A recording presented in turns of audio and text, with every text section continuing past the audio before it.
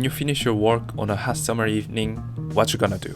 I would eat a decent fried chicken and a pint of freezing cold beer. Chicken and beer is one of the essential elements during hot and damp summer of Korea. The fried chicken I'm making today is what many Koreans used to eat after work in the 90s to 20s, which is called the Hof Chicken. This German word is weirdly famous in modern Korea. One story says one Korean beer company named their own pub as Hof and it became a proper noun.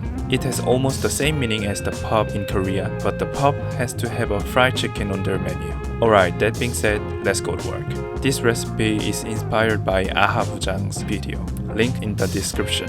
Let's begin with the marinade. It is for 1 kilogram of chicken. In a large cup, combine 20 grams of minced garlic, 10 grams of sugar, 5 grams of ginger powder, onion powder, and garlic powder each, 10 grams of fine gochugaru or chili powder, 10 grams of Tabasco hot sauce or vinegar, 10 grams of soy sauce, 10 grams of chicken stock powder, 2 grams of MSG, 2 grams of pepper, 2 grams of basil powder, also optionally, 3 grams of salt. I brined my chicken, so I didn't add salt. And lastly, 20 grams of neutral flavor oil to loosen the dry marinade. Mix well and smear this evenly on the chicken.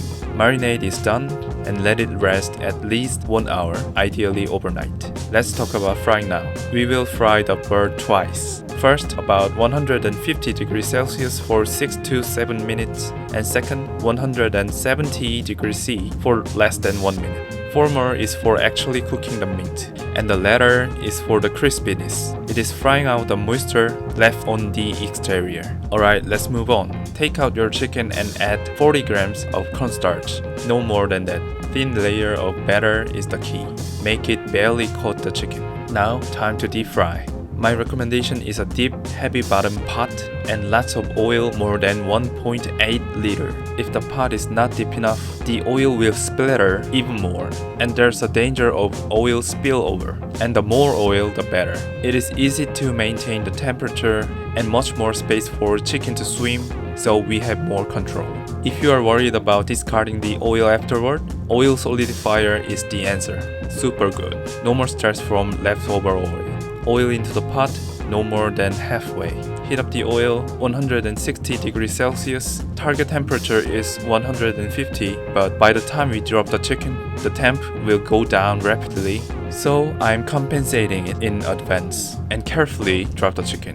Legs and thighs go in first. It's really hard to overcook dark meat, unlike white meat like chicken breast. Fry dark meat for 7 minutes, white meat and small pieces for 6 minutes. Frying them separately could be a wise solution. Take them out and optionally check the internal temperature. Using a probe can be really helpful. USDA suggests that the safe temperature for poultry is 165 degrees Fahrenheit. So after first frying, if the thickest part of the chicken reaches about 70 degrees Celsius, it is totally safe because the inside temperature of the chicken will rise more than 5 degrees C after it is pulled out from the oil. That is called carryover cooking. You have to consider that if you want perfection. The key is internal temperature of the thickest part reaches the safe temp and no more. The higher the temperature goes, the more juice we lose. Okay, let's fry again. This time crank up the heat and set the oil temp to 170 degrees C. If the internal temp is already above the same temp or the exterior is really browned, I suggest you to fry just for 10 to 20 seconds more only. You should not obsess with the crispiness. This type of chicken can be easily burned. Spoiler alert, I overcooked my chicken. I'm cooking and shooting video in the same time all by myself, so it is really hard for me to not mess up both. I'm trying my best, so please leave a like, comment and subscribe. Anyways, take out the chicken, it is now all done. Chicken onto the plate and the pickled radish for the side. We call it chicken radish. It is very common in Korea. And for the last of the last, lager. Frozen glass, icy cold beer, ticket to happiness is ready. Let's dig in.